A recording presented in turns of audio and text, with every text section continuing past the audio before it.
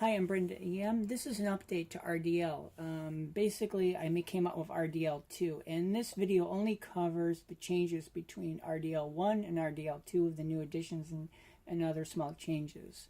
For the full manual, I'll link it to, I believe, the left and in the description to show you where the other video is, and I'll include a link to the source code, which is on the Arduino forum. Before I get started, I want to say thank you to hackaday.com for giving me such a nice write-up when it came out with RDL 1.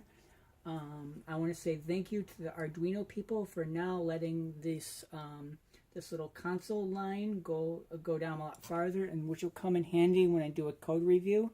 And I also want to say thank you to Brett and for helping me. I got stuck with part of the code, and he helped me. Sometimes the obvious eludes the genius, and more than that, eludes me at times. So thank you. My hardware setup, like the other, is I have an MF15 stepper motor, and that's being driven by a Pololu Allegro 9488 stepper driver, and that's being controlled by an Arduino, in this case an Arduino Micro. And that's being powered by an off-camera wall. It's actually a line lump. It's not a wall wart, but a line lump from an old hard drive case. And the power is filtered by the stiffening capacitor here. And this is a little bit too large. Basically, you shouldn't use quite this much because it represents a short circuit until it's charged up. And I've got, as per the instructions, I've got a decoupling capacitor. You can't see it right there. Also, for accessories, I've got two lights that show when it steps or changes direction for the driver.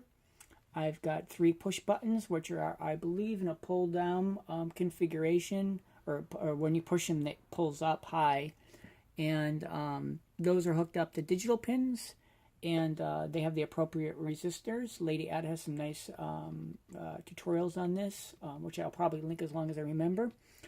And I've got a little two-axis joystick. RDL only uses one axis, and I've got 5-volt power, and that's hooked up to the to an analog pin. And over here, you can see I've got version 2. Your version might be higher than the 2.239, and you need Arduino 1.8.3 at least to use this because of the way it compiles. And I also want to say I'm sorry, when I came out with RDL 1, I made some questionable decisions as far as the default settings. I just assumed that people would want to hook up a joystick, for instance. And now the way it is default, you have to enable the joystick in code. There's complete instructions and other information, including entertaining legal information. It goes through its features, which go through some of its command names. There's instructions here, and has options how to hook up joysticks and switches and so forth. Warnings. Please read the warnings at least, if not the legal stuff. And a change log here, and the pin setting. So basically, I should have made this clearer in the other video, but here's the pin for the analog joystick. And I try to make the instructions smaller but still understandable. And make sure that the pins are set up for your particular front-end hardware. Once you get the front-end hardware hooked up, you should be able to swap dozens of motors in and out of this thing without having to re-upload it.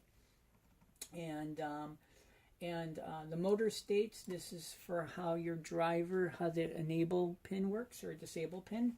And your sensor states here are for how these push buttons work. And this is sanity checking for movement. If you want to move really far, then you might want to change these. And if you hook up a joystick, you have to now use the joystick enable function here. Just change this variable. And you can also dead zone and stuff like that. I'll get into the code more when I do a code review, because I spent a lot of time programming on this. I wanted some way to be able to tell if the driver is enabled or disabled or awake or asleep. And I imagine that not all drivers will support this, but I imagine also that most will. And most Arduinos come with an indicator LED. It's usually hooked up, or often hooked up to pin 13. This one might be separate from pin 13, but I don't usually use pin 13 for anything that's important. So right now it's lit up and the motor is awake. And I'm going to maximize this. And if I put the motor to sleep, you can see the LED goes off, wake, the LED goes back on, and I figure a lot of projects and a lot of uses for RDL will not be finished projects inside an enclosure. So I wanted some way to be, so the user can tell if the driver is enabled.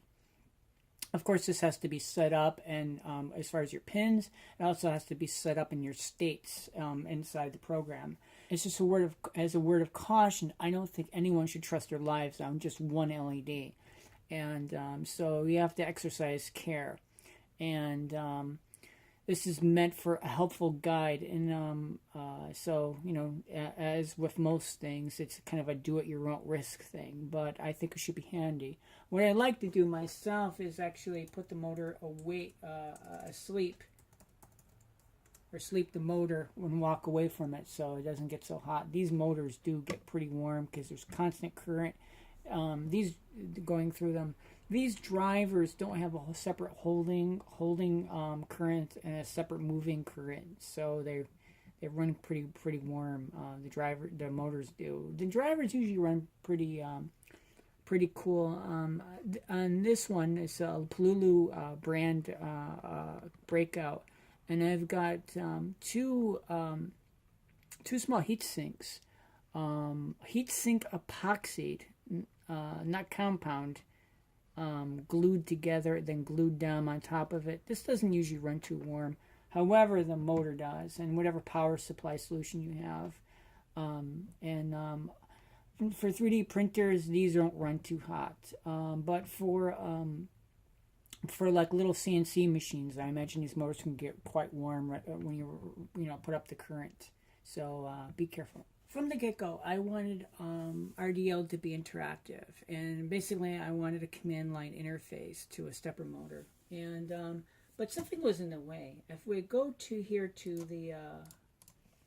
the terminal window, you can see the motor's awake. And if before you would have to type in like T for turn and give it like some number of turns, such as 2, and it would turn the motor 2 times.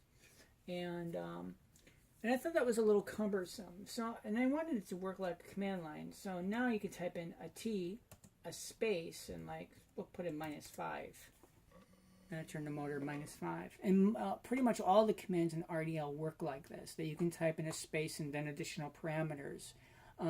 Internally, it could take up to 3 parameters. I think most of RDL's commands only take 1 or 2 parameters. It was a happy accident that I had done all the input through one command, and basically there's a stack style interface inside RDL, and we'll get into that later and when I do the code review. And you have to be careful with this too, because like I could take set home and give it a Y, and it actually set the location. You can force a Y in there for yes, so you can overwrite some of the safety features that I wrote in. If you're unsure of a command, just type in a command such as set home, and it gives you your default option, which is no, or in this case we can type in Y for yes. One of the things I wanted to be able to do with RDL was use it to wind coils, and it could be like a guitar pickup coil, or a speaker crossover coil, or any kind of string or anything you maybe want to wind up and sell.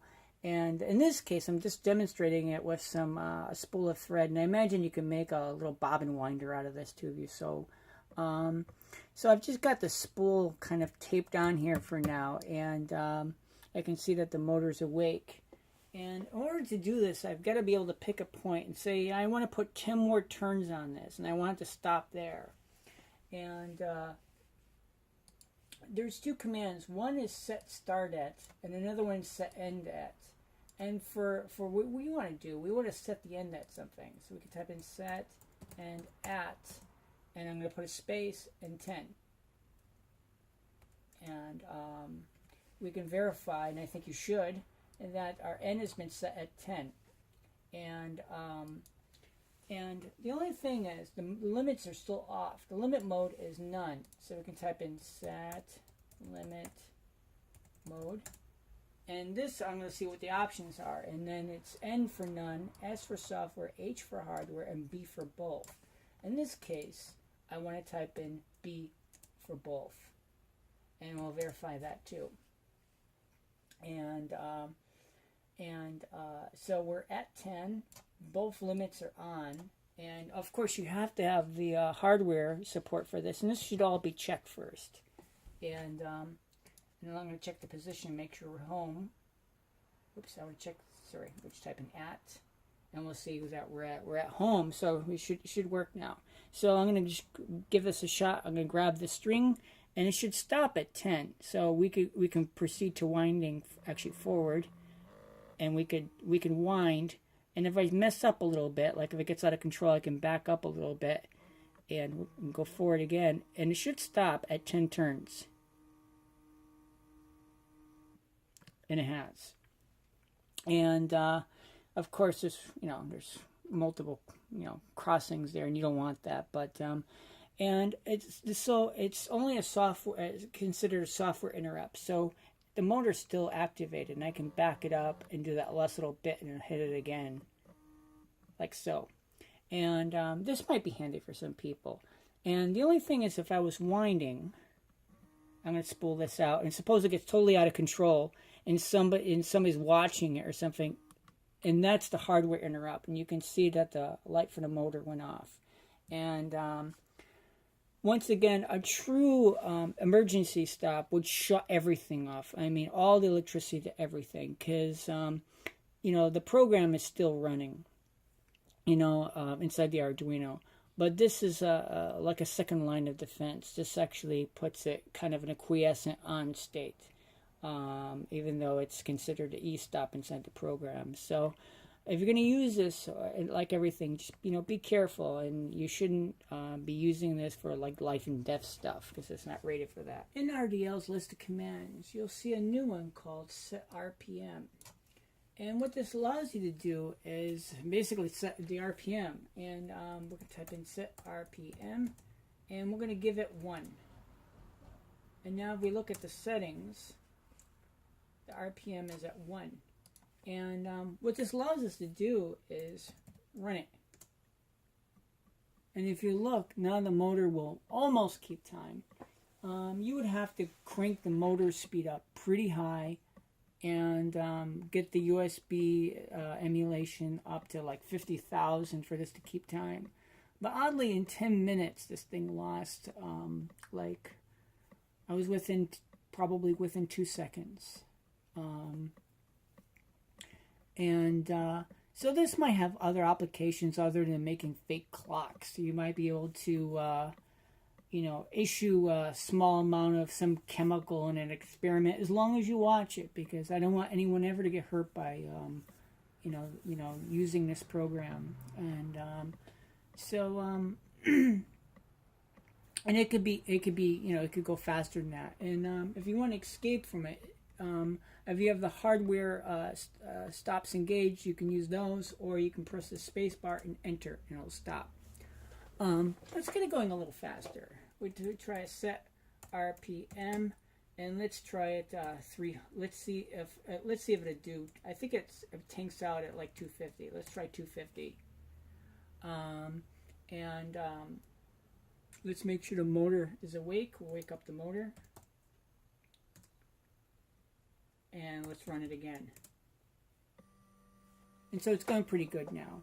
And if you're going to run this motor in this kind of configuration, or even have it stand by, these motors get warm if you crank up the current.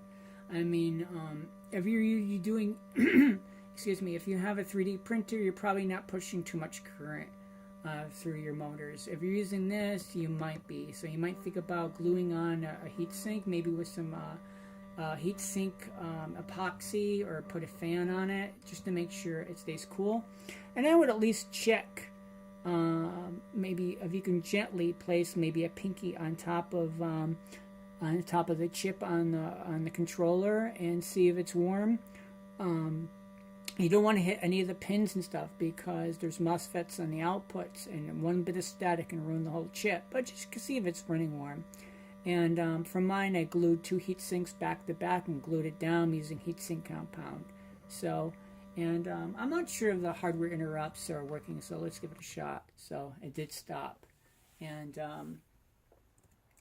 so if I type in a period, you'll see actually the limit mode is none. Actually, it'll still look for a hardware stop, and I must have wrote it like that.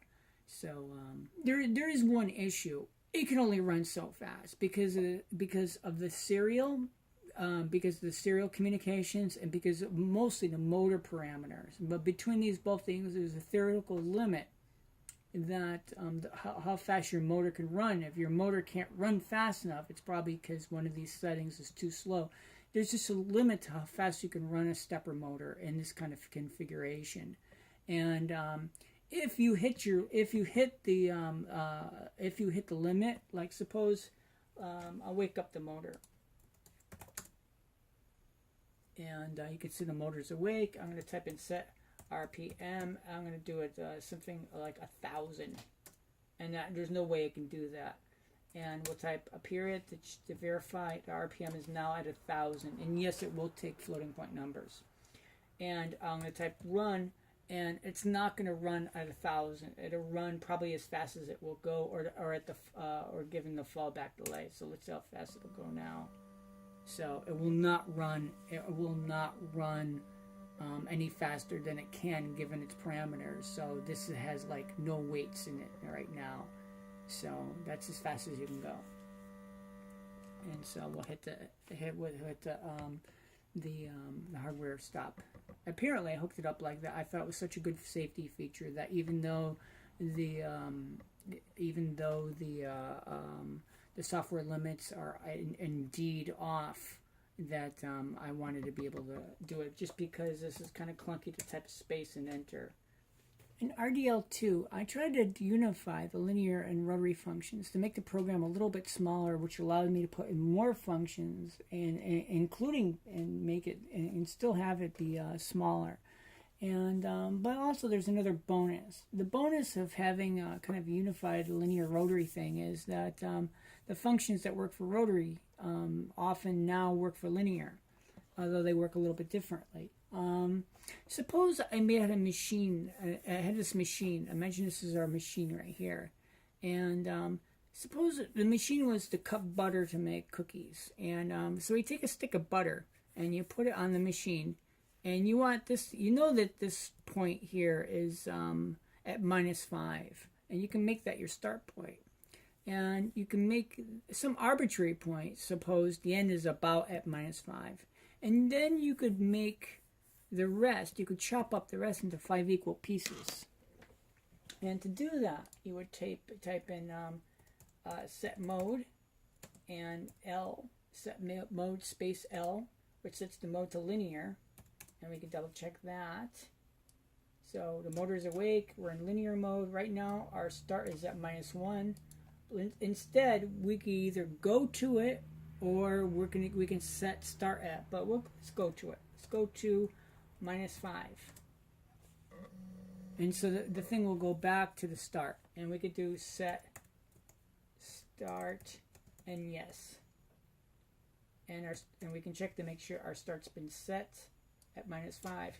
Now we can set our end, and for this we don't know exactly where the end of the butter is because it's kind of melted and stuff, but we want to make these people really fussy about their butter and their cookies. So let's kind of walk the machine over there. And so actually let's go forward this time. So it's near like 4 or 5. Actually the butter is a little extra long here. So the butter is actually at 4.4 5.44. The butter's a little extra long. So let's make this, let's do set end.